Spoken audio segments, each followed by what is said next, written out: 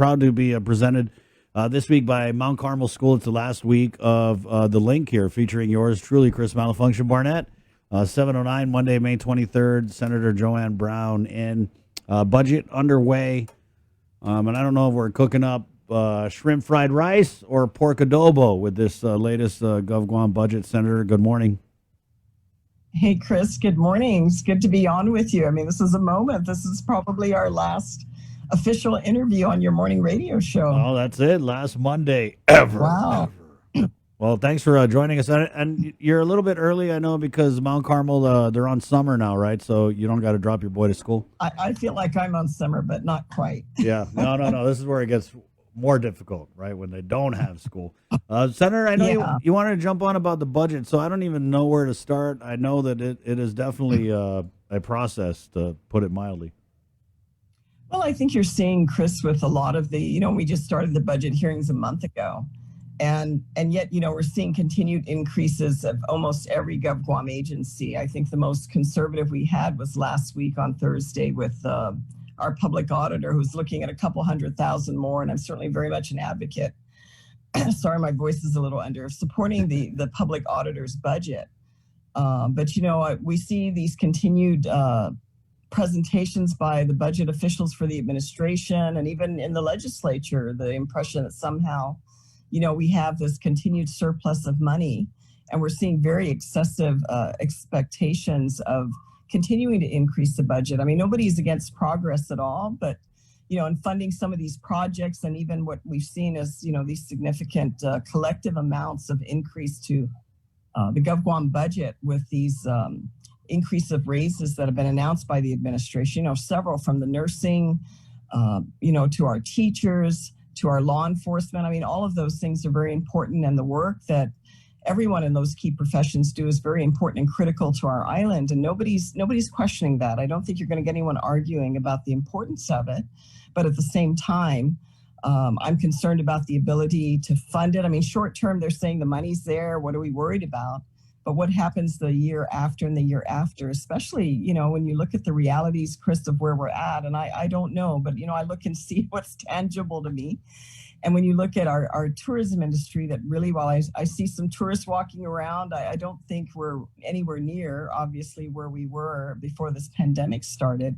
And I'm a little concerned about how fiscally responsible we are, and also to what degree can our people afford to pay for all the things that we're asking them to pay for, and adding that additional cost in the millions and millions of dollars. Right now, just those three increases at 54 plus million to the annual budget forever, and that's a real legitimate concern that I know a few of my other colleagues are also concerned with.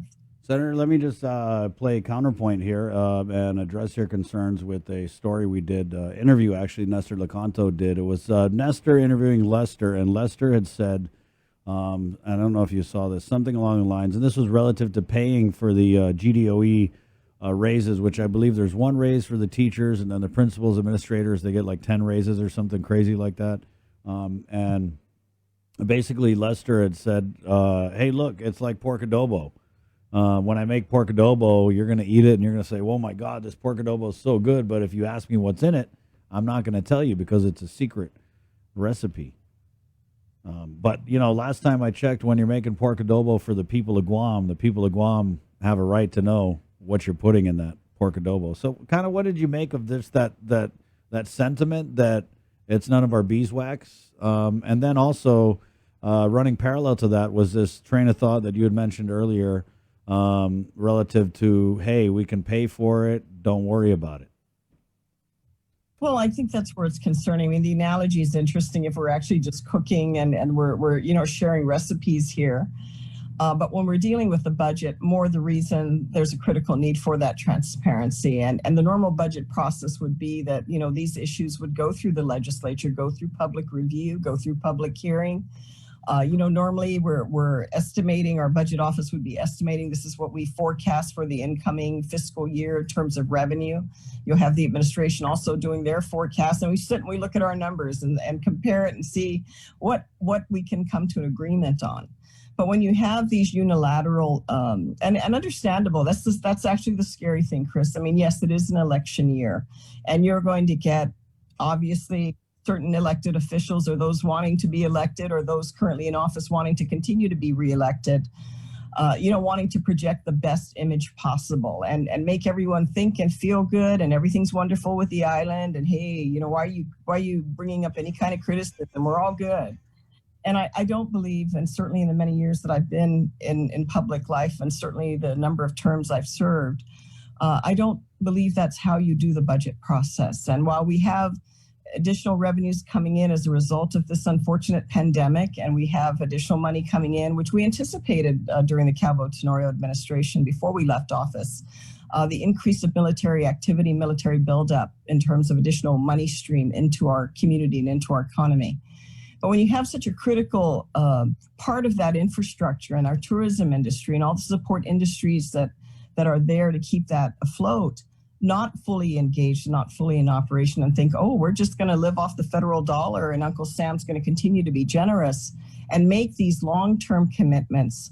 It's wonderful to give these things, but can you sustain it? And that's the bigger issue, and that's not a discussion we've had. And I was just reading some comments from our budget chair in an article this morning that, what are we worried about? Saying, what are we worried about? Senator Augustine's, what's the concern? The money's coming, we're all good. And I just don't believe that's how we go about the budgeting process. I don't think we're being upfront and open with our people. And I just can't. I mean, that's not an explanation you would expect from the BBMR chair, director to relay that that's how the budgeting process is being done. I mean, that gives me more pause and more reason for concern. It's cute to talk about adobo and how you make it, and I got my own secret recipe, but we can't function with government finances that way. I wanted to ask your thoughts on the goings on over at the Guam Visitors Bureau, because you did talk a little bit about tourism. There is definitely something going on at GVB as former Governor Carl Gutierrez and the GVB president, CEO, has wrote a letter to the legislature saying this GVB quarrel won't affect recovery efforts. But it kind of seems like everyone is just letting this play out in its own bubble. We had interviewed the governor. The governor said, hey, there's a bunch of smart people down there. I just hope they, don't forget they got to work together for the tourism. But what do you make of just the goings on there? Do you agree with the former Governor Gutierrez that it's not going to impact tourism recovery? And do you also agree with this kind of hands-off approach that everyone's taking relative to the goings on at GVB, like I said? Well, to me, I'm kind of smiling a bit. I'm sure one of the reasons, and I've known Governor Carl Gutierrez for many, many, many years. I've probably 40 plus years. I mean, he's one of the leaders in the community that certainly encouraged me to go into government and politics. So I've known him many years, and I'm smiling a bit because I think the fact that it is Governor Carl Gutierrez who is, in charge of GVB right now is probably the reason why the governor is choosing to take hands off. Probably if it was anybody else, I think they would have been, said, hey, this is how you do it and this is when you do it. But, you're dealing with someone, and Governor Gutierrez is very experienced, very well-rounded, even if you don't. And I've not always agreed, with regards to his policy, even when he was governor. But he's always a very interesting personality, but I don't doubt his capability of doing the job at GVB. I certainly am fairly confident that his focus will always be to ensure that tourism moves forward, because that's just how he is. I mean, he's got a project, he's going to work on it, he's going to be focused on it. But it's just the internal politics, certainly. I'm sure the board and how they're doing their practices and how they're going about. Now they've taken the extreme point of saying, well, we're not meeting.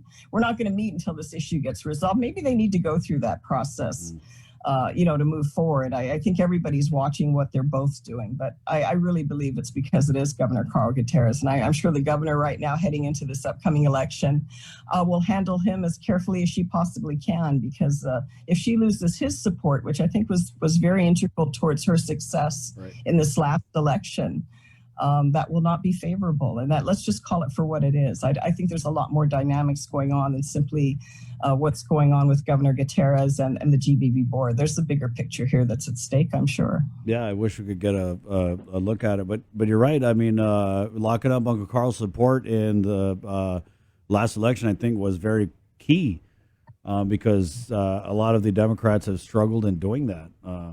right, in previous elections. I wanted to go back to what you had said about the budget chair, Senator Joe St. Augustine, talking about what are we worrying about. And there was a little story here. It's really just a few sentences long, KUAM.com, again from Esther Lecanto. The government of Guam's general fund revenues soared by almost $20 million from last month. The latest consolidated revenue and expenditure report released today shows revenue tracking at $87.6 million, more than projected, compared to last month's $68 million tracking.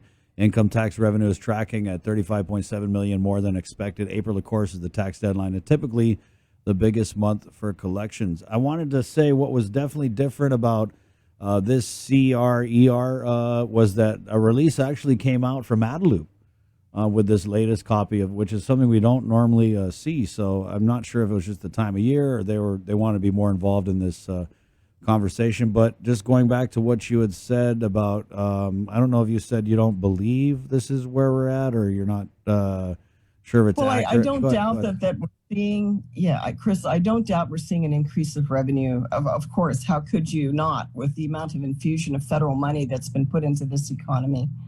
And also, we anticipated a growth process through the military buildup over the next 10 years. We pretty much had that expectation before we left the Calvo Tenorio administration, and looking forward and already knowing and anticipating what the plans were for the military buildup. But this is temporary, and at least in my experience, and that's where I'm a little cautious. I don't like the idea that we're trying to sell our people that everything is good and they're expected to carry these additional and significant financial costs moving forward without, and there's never a guarantee, but you try to move forward with an expectation that, just looking at our previous track record, that the revenues will come in. Will the revenues come in the next 5, 10, 15 years at this rate? That's the bigger concern. And what are we adding on? And while I don't know if it's a correct quote, at least in what I read in an article that was referenced to, Senator St. Augustine with regards to his budget comments, that, that pretty much the department's, requests for budgets are pretty much stable or something to that effect.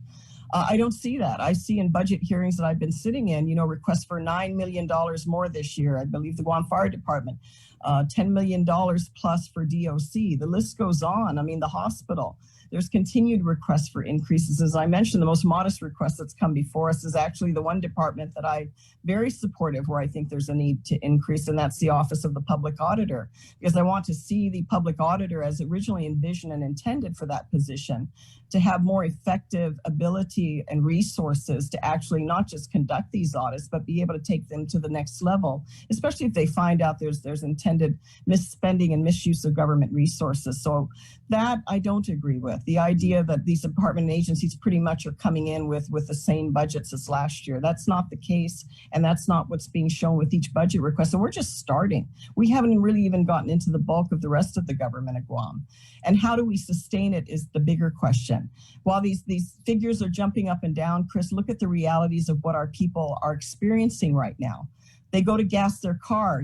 It's $6+ I mean, what used to be, how much you normally would set aside in your budget just to pay for your gas. Now, I mean, even me just personally, I know another $20+ going to fill my car up. You go to the grocery store, you're just buying the basic commodities you normally would get for your family on a weekly basis. And I'm just looking at that amount going, wow, I'm walking out with less Sorry, bags. kids, no acai this week. Yeah, sorry, kids, no acai. And yeah, we're on the budget. We're on the budget cereal, guys. And then now, reality center. Right. Yeah. Look at the announcement by Guam Power Authority. They're looking at increasing again the cost of power. So while somebody and others are trying to create this image that everything's all wonderful with Guam and we should feel good and definitely feel good enough to vote for me, the other day-to-day realities that our people are facing out there is increased cost. And yet we're trying to tell them, no, the money's falling from the sky. So what are we doing to offset those costs to our community, or even the GRT that's impacted, it's paid directly by our consumers, that adds on to what is becoming pretty expensive in such a short term. And then the fear, are these price increases going to continue long term? And what effect is that going to have on our individual households? Because there's many people out there, Chris, unfortunately, that are not, probably very deserving of a pay raise, but are not going to be getting that pay raise, and yet having to deal with more expensive. And we're just talking basic day-to-day survival and living. We're not talking adding on, hey, we get to go, our trip this year and go on our vacation, and, adding on other things that that are not meeting the day-to-day necessities in our community. We're feeling it. I'm sure if I can feel it in my own household, I know every other household out in Guam is feeling the same thing. So the reality is not matching to me with the story and the idea that our finances are so glowing and wonderful, and yet our people right now probably are more worried about their ability to just pay for the basic necessities and making ends meet. Oh man, Senator, you're right. We're really at a crossroads with these increases, and I mean, you've seen it during the pandemic. A lot of people have left the island, and we didn't even get to the other big issue, which is affordable housing. Whether you're renting or buying, are people? I mean, how could you afford to buy or rent a house when you've got to pay this outrageous gas, the groceries, just the cost of living generally? I don't know how our people are going to survive this. Well, and that's where the challenge is, and those are the real issues we should be looking at, trying to brush this impression that everything's well with. If everything's so good, why are we going through this significant cost increases? And even the things you purchase, you notice you're not just seeing an increase of a few cents here or there. You're literally seeing increases by the dollars for the same item you would have bought a few months ago, even during the pandemic. And you're seeing these significant price increases. Some of the other things you normally get, you're like, oh, I think I'll pass on that, because it's just, when you get to the cash register and you get that, you're like, oh, okay, let me dig further here into my purse here, because it's costing more. And I'm like, what? How much was that? I have to sometimes read it twice. And I know our people are going through the same challenges out there. I mean, it's tough. And I made a joke about, oh, no acai this week, kids, but that was like literally a joke. You're absolutely right. I mean, even some of just the basic items, like, are we getting the fancy toothpaste? No, we're not. You know what I mean? We're really just scaling down. I mean, listen, in my household, we're scaling down, but we're also trying to look for different ways to supplement our food stock through the good old-fashioned barter economy that exists on Guam, whether it's like, hey, I got this sweet potato, I'm going to swap you for some smoked meat. I mean, it's real. There's a lot of our people are taking care of each other, but, at the end of the day, I just don't think that's going to be enough with these rampant increases to everything, and that's definitely how it seems, Senator. Senator, I talked about this before I had you on, but I wanted to, because you're right, you've been around the political block, you came back into politics, and I wanted to ask your advice to people out there who are considering running for public office. Just, real talk, if you don't mind, Senator, what advice would you give people who are kind of thinking about making that jump? Well, I just think you got to look deep within as to what it is that motivates you to run for office. I mean, some people have the impression being in elective office somehow is a glamorous, important position and aspire to it. But to get through the grueling process of running for office, which is not the easiest thing to do, and then sustaining yourself while you're in office, and ensuring that you're doing the right thing, that you're in line with what it is that people expect of you. That's the challenge. But you have to have some conviction. If you don't have conviction in what you're doing, it's going to show in time.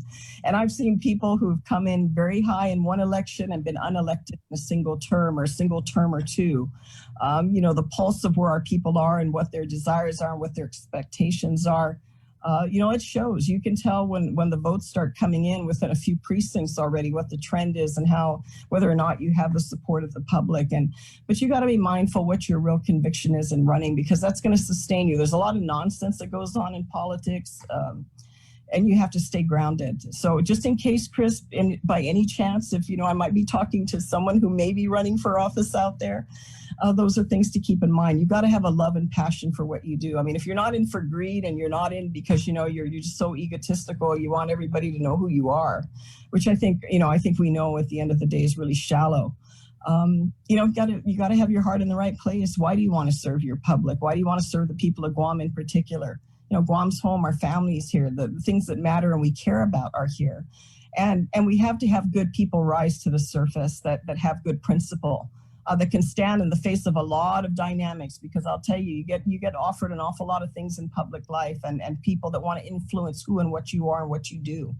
And that's why I think it's always important to stay grounded, to stay centered, to have principle in what you're doing so you don't get swayed the wrong way and you stay on track with what your real mission is. If it's not to serve the people, then, like my dad said, you got no business being there. So just in case I might be talking to you or anyone else who wants to run out there, if you live those principles, you can get through this election and you will do exceptionally well. Thank you for that, Senator. I just, and also I can't, can you go back? You said former Governor Carl Gutierrez encouraged you to get into politics. That sounds like a cool story. Is there anything more you want to share on that? Or was he, well, I just have to tell you, my influences in politics, and probably people go, really? But people who've known me and certainly known Governor Gutierrez for many years. I mean, I started in youth leadership. It was actually his encouragement. I never knew, years ago when I was still in high school, I was, it was my government teacher actually that encouraged me to participate in the oratorical contest for Island Leadership Day. And I'll tell you, I'm not the person who ever ran for student leadership. I was never your student president or anything like that. Never had any interest in it.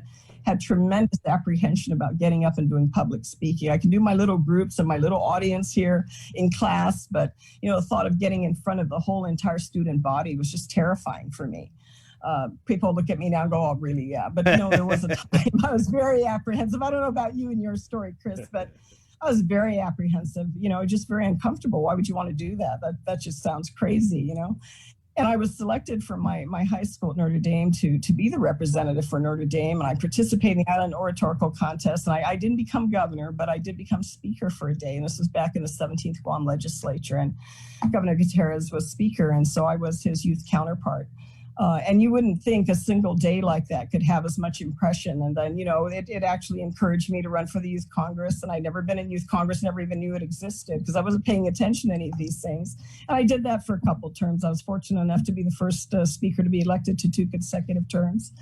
And then years later, after graduate school, I run into Governor Atta, and then all of a sudden he says, hey, come and work for my administration. And that just led me down a whole path of 30 plus years now of public service as a result of the influence, at the time, meeting Governor Gutierrez and also meeting, Governor Atta at the time, who was a senator, that influenced my interest in government and influence in what we could do within our community. So, and I've had many differences with Governor Gutierrez when he was governor, of course. You don't say.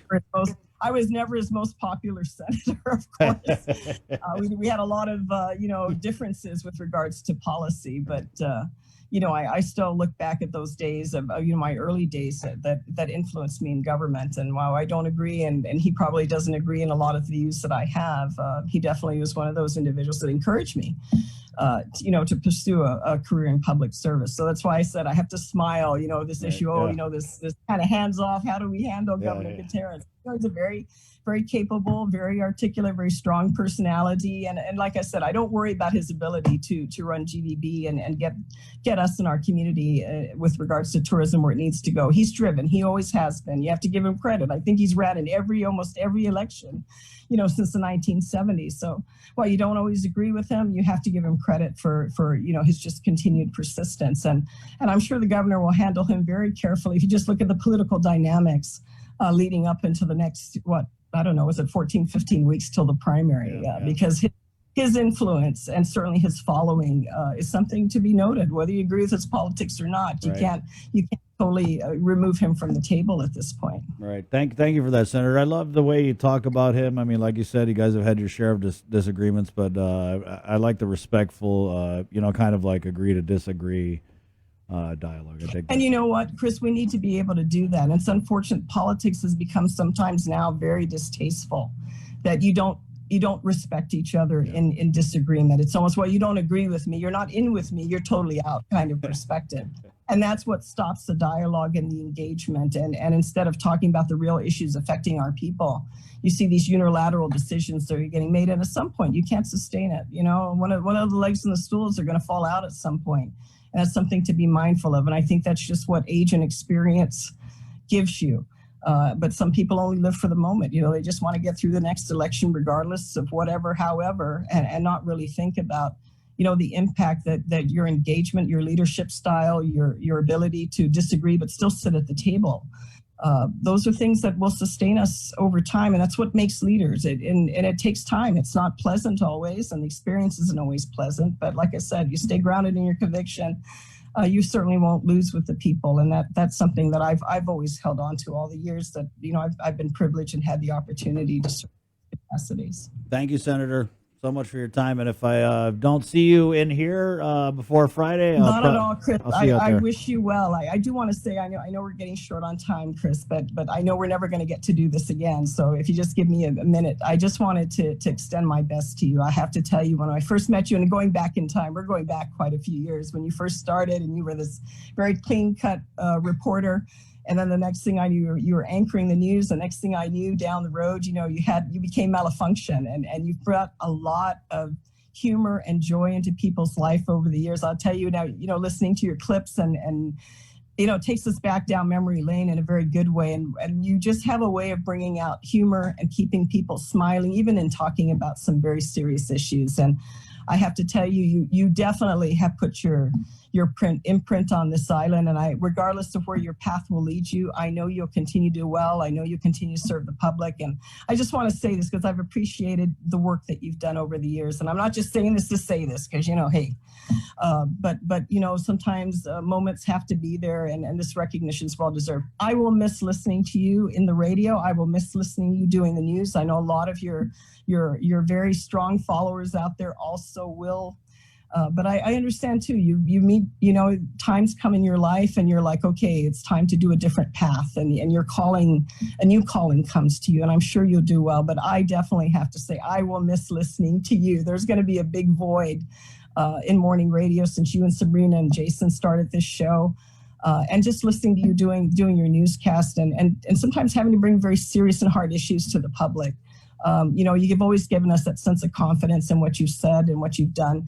And on top of that, to have the ability to make people laugh and get us through some very challenging times. I just wanted to let you know it's most appreciated. And thanks always for the opportunity. Thank you, Senator. God bless your heart. And yeah, I definitely remember those days way back when we first met, when I was a handsome young reporter. Yes, and I can say that you definitely were that. You were noted, okay? You were noted. Duly noted, right.